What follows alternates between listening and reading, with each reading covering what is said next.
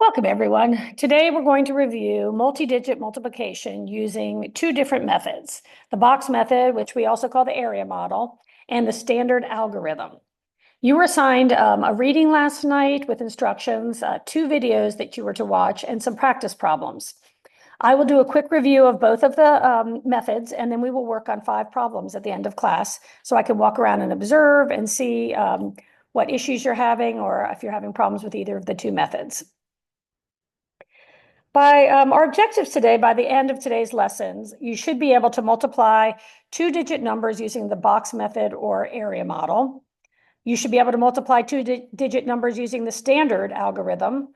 You should be able to explain the difference between the two methods and solve a problem using, or 5 problems using the method of your choice. So let's start with the box method. The box method, which we also call the area model, as I said, helps us break down multiplication into smaller, easier steps. We use place value to split the numbers apart, making multiplication simpler. Let's see how it works. With 34 by 12 as an example, we can break that down into the place values. So 34 becomes 30 plus 4, and 12 becomes 10 plus 2. After that, we put a 2 by 2 grid up because it's a two-digit number by 2 digits. And we label the top with 30 and 4 for the number 34. And then across the side, we put down 10 and 2 for the number 12. Then let's go ahead and multiply. So we multiply each of those. 30 times 10 is 300. 4 times 10 is 40. Then we go down to the second row and we say 30 times 2 is 60. And 4 times 2 is 8. Next, we add up all of those partial products that we just got. So we have 300 plus 40 plus 60 plus 8. And so using the box method, we get a total of 408 when we multiply 34 times 12. Next, we're going to go right into the standard algorithm.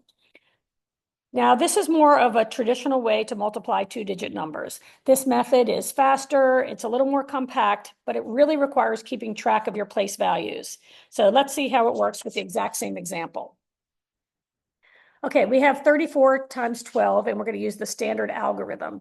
Like I said, in this method, it's very important to line that up. The ones go over the ones place, and the tens go over the tens place.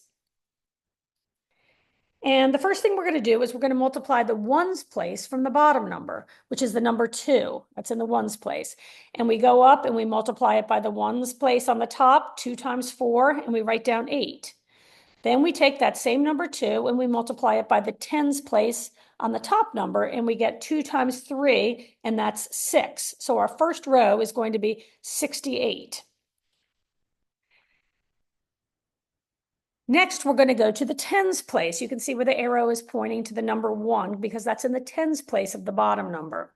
We're going to go ahead and multiply 1 times the 4. And the first thing we're going to do is we're going to put down a place value 0 because we're going to the tens place now. So because we're not on the ones digit anymore, we're in the tens, we're going to put a 0 down first. That's the first thing we always do. If we were in the hundreds place, we would put down 2 zeros because it shifts it 1 over to make it the tens place. So 1 times 4, we put down a 4, and then we say 1 times 3, and we get 3. So our 2 rows are 68 and 340. When we go ahead and we add up those 2 rows, we get the number 408. So the answer to 34 times 12 using the standard algorithm is also 408. So you can see you can use either of those methods and you will get the same answer. Now, these are the practice problems. I'm going to pass out a worksheet for these practice problems so you don't need to write them down. But before we do that, we're going to go to our Pear Deck and we're going to take a little survey to see which method you prefer and which one you think is easier.